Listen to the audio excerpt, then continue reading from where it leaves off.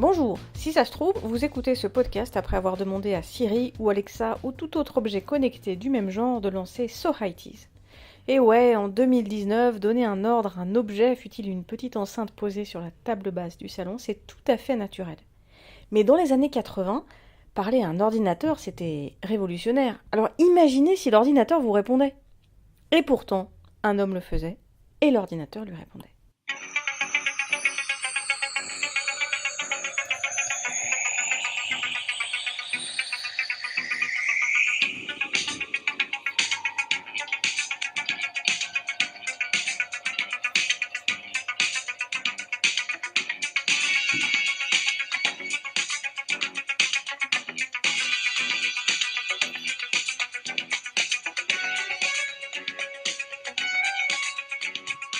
Vous avez reconnu ?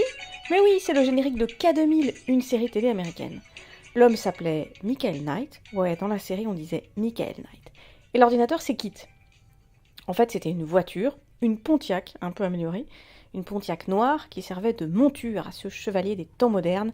Michael Knight, ancien flic déclaré mort après une fusillade, œuvrait pour une fondation privée afin de répandre la justice aux États-Unis. K2000 est né de l'imagination du scénariste de L'homme qui tombait à pic et Magnum, Glenn Larson. La série K2000 a fait la gloire de NBC, la chaîne américaine, entre 82 et 86. En France, elle a été diffusée et multi-rediffusée sur la 5 de Berlusconi jusqu'à la mort de la chaîne en 1992. Ah, puis K2000 avait son héros, le chevalier donc, David Hasselhoff, qui jouait Michael Knight, Michael Chevalier, un grand brun aux yeux bleus, sourire Colgate et chemise ouverte sur une petite toison brune. Et puis il faut parler de sa crinière aussi, question capillaire dans les années 80, Hasselhoff c'était mythique. Oui, c'est vrai qu'un jour il faudra qu'on parle de la coupe mulet de MacGyver.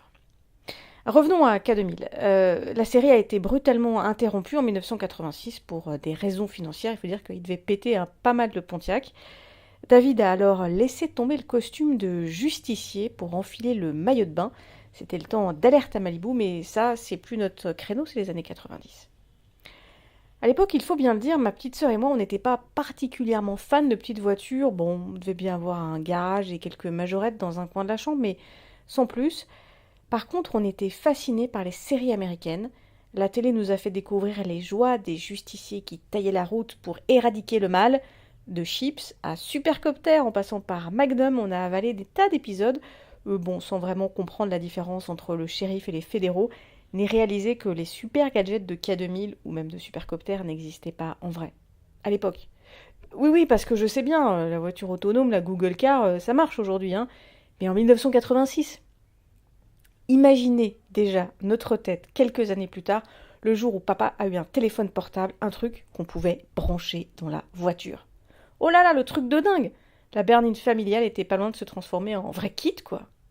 Bon, demain, peut-être que je poserai mes fesses dans une voiture sans même avoir besoin de toucher le volant, on parle même pas des pédales, et en fermant les yeux, je verrai l'image de Kit roulant à vive allure dans un désert sur fond de coucher de soleil.